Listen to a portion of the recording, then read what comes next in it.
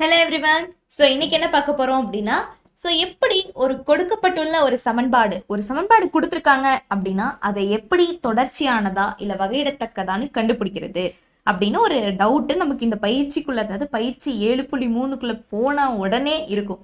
So எப்படிடா இதை தொடர்ச்சியானதுன்னு சொல்றாங்க, எப்படிடா இதை வந்து வகையிடத்தக்கதுன்னு சொல்றாங்க. ஸோ அப்படிங்கிற கன்ஃபியூஷன் உங்களுக்கு மட்டும் இல்லைங்க, பல ஸ்டூடெண்ட்ஸ்க்கு இருக்கு. ஸோ அவங்களுக்கு எல்லாம் வந்து ஒரு சொல்யூஷன் கொடுக்கணும்ல. ஸோ அதுக்காக தான் இந்த வீடியோ. ஸோ இது என்ன அப்படின்னா, எப்படி ஒரு கொடுக்கப்பட்டுள்ள ஒரு சமன்பாட்டை அது தொடர்ச்சியானது வகையிடத்தக்கதுன்னு சொல்றது அப்படிங்கிறது தான். சரிங்களா? சரிங்க, வாங்க. ஸோ எப்படிங்கிறத கண்டுபிடிக்கலாம். ஸோ இப்போ நான் ஒரு சமன்பாடு எடுத்துக்கிறேன். என்ன அப்படின்னா, y = x³ + 5x². ஸோ இந்த மாதிரி சும்மா ஒரு சமன்பாடு எடுத்துக்கிறேன். சரி, இந்த சமன்பாடை எடுத்துட்டு இதுக்கு ஒரு இன்டர்வல் எடுத்துக்கிறேன், அதுவும் மூடிய இடைவெளியில். சரிங்களா? ஸோ மூடிய இடைவெளியில் ஒரு இன்டர்வல் 3,7 அப்படின்னு ஒரு இன்டர்வல் எடுத்துக்கிறேன். மூடிய இடைவெளியில் ஒரு இதை எடுக்கிறேன், 3,7 எடுத்துக்கிறேன். சரி, எப்பவுமே ஒன்று தெரிஞ்சுக்கோங்க, வைல ஸோ நம்ம எடுத்திருக்கக்கூடிய ஒரு சமன்பாட்டை இந்த ரெண்டு புள்ளியையும் அந்த சமன்பாட்டில் போடணும். போட்டாலும் நமக்கு கீழ்ப்பகுதி 0வா வரக்கூடாது. நமக்கு கீழ்ப்பகுதி என்னவா வரக்கூடாது? 0. கீழ்ப்பகுதினா இதுக்கு கீழே இருக்கக்கூடிய பகுதி. சரிங்களா? ஸோ இந்த கீழ்ப்பகுதி இப்போ நான் உங்களுக்கு இந்த இடத்துல 3 போட்டேன்னா என்ன ஆகும்? 3³ 27 வந்துடும். ப்ளஸ் 5 × 3² என்ன? 9 வரும். ஸோ இப்போ 27 + 45. 27 + 45 என்ன? 7 + 5 12 4 5 6 7 72 வரும் இல்லையா? சரி, இப்போ 72 வந்திருக்கு. இப்போ 72/1 தான் எழுத முடியும். 72 எப்படி எழுத முடியும்? 72/1 தான் எழுத முடியும். இப்போ எனக்கு இந்த கீழ்ப்பகுதி ≠ 0 இல்லையா? ஸோ அப்போ 0வா இருக்கக்கூடாது. சப்போஸ் என்னுடைய கீழ்ப்பகுதி 0வா இருந்துச்சுன்னா அது வந்து தொடர்ச்சியானது கிடையாது. 0 அல்ல அப்படிங்கும் போது தான் இது 0 கிடையாது அப்படின்னா இது தொடர்ச்சியானது. என்ன அர்த்தம்? தொடர்ச்சியானது. சப்போஸ் 0வா இருந்துச்சுன்னா அது தொடர்ச்சி அற்றது. ஃபர்ஸ்ட் தொடர்ச்சி தான் பார்க்கணும், அதுக்கப்புறம் தான் வகையிடத்தக்கது பார்க்கணும்.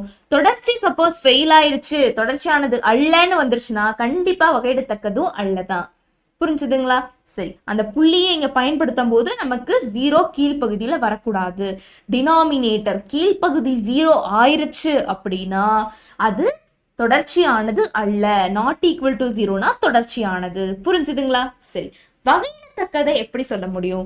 இதே சமன்பாட்டை ஃபர்ஸ்ட் நீங்க என்ன பண்ணிக்கிறீங்க அப்படின்னா, ஒரு தடவை வகையிட்டுக்கிறீங்க. ஸோ ஒரு தடவை வகையிட்டீங்கன்னா என்ன வரும்? y' = 3x² இல்லையா? ஸோ இதை வகையிடும் போது 3 முன்னாடி வந்துடும். ஸோ ஒரு பவர் கம்மியாகும். ஸோ ஸ்கொயர்னு வந்துடும். அடுத்தது 2 5s are 10x + 10x இல்லையா? ஸோ அதை வகையிட்டோன்னா நமக்கு இப்படி வரும். இப்போ நான் ஒரு தடவை வகையிட்டேன். ஸோ என்னோட ஒய்யை ஒரு தடவை வகையிட்டுட்டு வகையிடும் போது எனக்கு என்ன ஆயிரும் அப்படின்னா, இந்த மூடி இடைவெளியில் இருக்கிறது திறந்த இடைவெளியில வந்துடும். எதுல வந்துடும்? திறந்த இடைவெளியில வந்துடும். ஏன் அப்படின்னா, நான் உங்களுக்கு ரொம்ப தெளிவா லாக்ரேஞ்சியன் தேற்றத்துல சொல்லியிருக்கேன். ஸோ ஒரு வளைவு மேல இருக்கக்கூடியது எல்லாமே எப்படி இருக்கும்? மூடியதுல வரும். அதே ஒரு தொடுகோடு இருக்கும்போது அது எல்லாமே திறந்த இடைவெளியில வரும்னு சொல்லி. ஸோ அதை பார்த்தீங்கன்னா இன்னும் உங்களுக்கு ரொம்ப தெளிவா புரியும். சரிங்களா?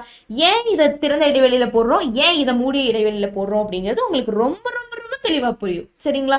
ஒரு வளைவு எடுத்துட்டீங்கன்னா அந்த வளைவு எந்த இடத்துலயும் நிக்காம போயிருக்கும். ஸோ அதனால அதை க்ளோஸ்ட் AB அந்த 3 7 ஒன்றும் இல்லைங்க, இப்படி ஒரு வளைவு எடுத்துக்கிறீங்க. ஸோ இது 3 இது 7 இப்படி ஒரு வளைவு. இது 3 வச்சுக்கிறீங்க, அது 7 வச்சுக்கிறீங்க. அந்த 3லேருந்து 7க்குள்ள அந்த வளைவு எப்படி இருக்கு? தொடர்ச்சியா போயிருக்கு. ஸோ அந்த 3லிருந்து 7 வரைக்கும் அந்த வளைவு எப்படி இருக்கு? தொடர்ச்சியா இருக்கு. ஸோ அதனாலதான் அது மூடிய இடைவெளியில சொல்றாங்க. இதே இந்த இடத்துல வகையிடுத்தல் எடுத்தீங்கன்னா, இங்க ஒரு தொடுப்புள்ளி எடுத்தீங்கன்னா இங்க ஒரு புள்ளி இருக்கும், இங்க ஒரு புள்ளி இருக்கும். இந்த வளைவுலயே பாத்தீங்கன்னா நிறைய புள்ளி இருக்கும். ஸோ இந்த புள்ளிக்கும் ஒவ்வொரு தொடுகோடு போடுவோம். இப்போ இங்க ஒரு தொடுகோடு, இங்க ஒரு தொடுகோடு, இங்க ஒரு தொடுகோடு, இங்க ஒரு தொடுகோடு, இங்க ஒரு தொடுகோடு. ஆனா இந்த 3ல இங்க ஒரு புள்ளி இருக்குமா? இந்த 3ல ஒரு புள்ளி இருக்கும். அந்த புள்ளியில மட்டும் 2 3 4 5 தொடுகோடு போடலாம். இந்த 7ங்கிற புள்ளிலையும் 4 5 எவ்வளவு தொடுகோடு வேணா போடலாம். ஆனா இந்த வளைவுல இருக்கக்கூடிய புள்ளியில நிறைய தொடுகோடு போட முடியாது. ஒவ்வொரு புள்ளிக்கும் ஒவ்வொரு தொடுகோடு தான் போட முடியும். ஸோ அதனாலதான் வகையிடுதல் y' எடுக்கும் போது இங்க இருக்கக்கூடிய புள்ளி எப்படி இருக்கு? திறந்த இடைவெளியில இருக்கு. ஏன்னா இங்க 3யும் 7ம் எடுக்கக்கூடாது. ஏன்? வகையிடத்தக்கதுன்னு சொல்லணும்னாவே நம்ம என்ன சொல்லணும்? வகையிடத்தக்கதுனாவே ஒரு புள்ளிக்கு ஒரு தொடுகோடு தான் இருக்கணும். கண்டிப்பா ஒரு புள்ளிக்கு ஒரு தொடுகோடு தான் இருக்கணும். அது வளைவு மேல மட்டும்தான் இருக்கும். இந்த 2 புள்ளிகள்லயும் இருக்காது. சோ அதனால 3யும் 7யும் எடுக்க மாட்டோம். அப்ப திறந்த இடைவெளியில போட்டா 3யும் 7ம் வராது. அதுக்கு நடுவில் இருக்கிறது மட்டும்தான் வரும். ஏன் 3 வராதுன்னா 3.1 வரும், 3.001 வரும், ஆனா 3 மட்டும் வராது. 7 வராது, ஆனா 6.99 வரும், ஆனா 7 வராது. புரிஞ்சுங்களா? 6.9 வரும், 6.99 வரும், ஆனா 7 வராது. புரிஞ்சுதுங்களா? ஸோ இதனாலதான் நம்ம இது திறந்த இடைவெளியில எடுக்கிறோம். புரிஞ்சுதுங்களா? சரி, இப்போ இதை வந்து இந்த 3,7 இதுல இது 3,7 போடக்கூடாது. 3,7க்கு நடுவில் இருக்கிறது ஏதோ ஒன்று போட்டு பாருங்க. ஸோ போட்டு பார்த்தீங்கன்னாலும் கீழே கண்டிப்பா 1 தான் வரும், 0 வராது.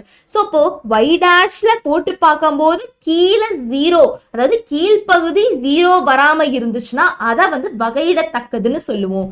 இதே வகையிடுறதுக்கு முன்னாடி கொடுத்துருக்க கேள்வி yல போடும்போது கீழ்ப்பகுதி 0 வரல அப்படின்னா அது என்னன்னு சொல்லுவோம்? தொடர்ச்சியானது.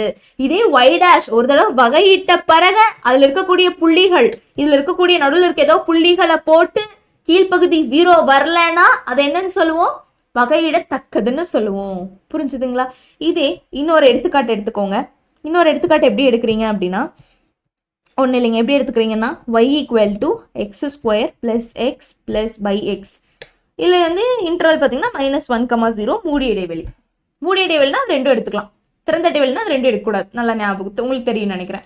சரி, இப்போ yங்கிறத எடுத்தாச்சு. இப்போ நான் இங்கே 0வும் போடலாம், -1ம் போடலாம். இதில் 0 போடுறேன். 0 போட்டால் என்ன ஆகும்? y = 0 + 0/0 வந்துருமா? அப்போ என்ன வரும்? 0/0. இப்போ கீழ்ப்பகுதி என்ன? 0 ஆயிடுச்சு. அப்போ இது என்னது? தொடர்ச்சியானதா? அல்ல, இது தொடர்ச்சியற்றது. தொடர்ச்சியற்றது. இப்ப தொடர்ச்சியானது கிடையாது, தொடர்ச்சியற்றது. அப்போ பைத்தியகாரத்தனமா போய் வகையிடுறதுல போய் y' கண்டுபிடிக்க கூடாது.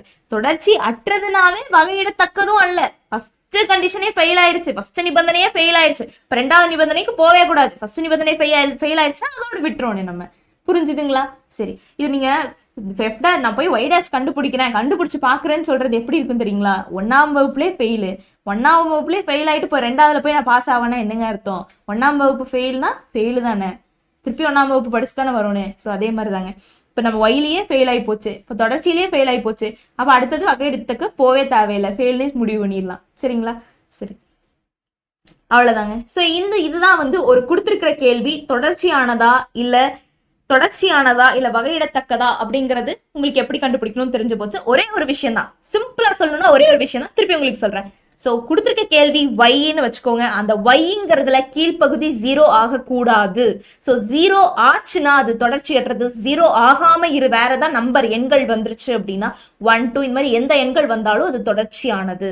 அதே மாதிரி அந்த y ஒரு தடவை வகையிட்ட பிறகு y' கிடைக்குங்க. அந்த y' கீழ்ப்பகுதி அது எப்படின்னா அந்த கொடுத்துருக்கிற இன்டர்வல், திறந்த இடைவெளி கொடுத்துருப்பாங்க. அந்த இடைவெளிக்குள்ள இருக்கக்கூடிய புள்ளிகளை போட்ட பிறகு நீங்க பார்க்கணும். சரியா?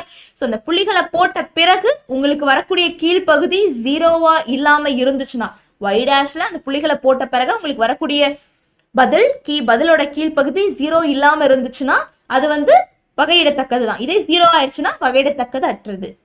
புரிஞ்சுதுங்களா? சரி, அவ்வளவுதான். ஸோ இப்படிதான் ஒரு கொடுக்கப்பட்டுள்ள சமன்பாடு அதாவது தொடர்ச்சியானதா இல்லை வகையிடத்தக்கதா அப்படின்னு சொல்ல முடியும். புரிஞ்சுதுங்களா? சந்தேகம் ஏதாவது இருக்கா? சரி, உங்களுக்கு புரிஞ்சிருக்கும்னு நினைக்கிறேன். சரி, அடுத்த வீடியோல எடுத்துக்காட்டு வரும். ஸோ அதுக்குள்ள இந்த பேசிக்ஸ் தெரிஞ்சுக்கலாம் இல்லையா?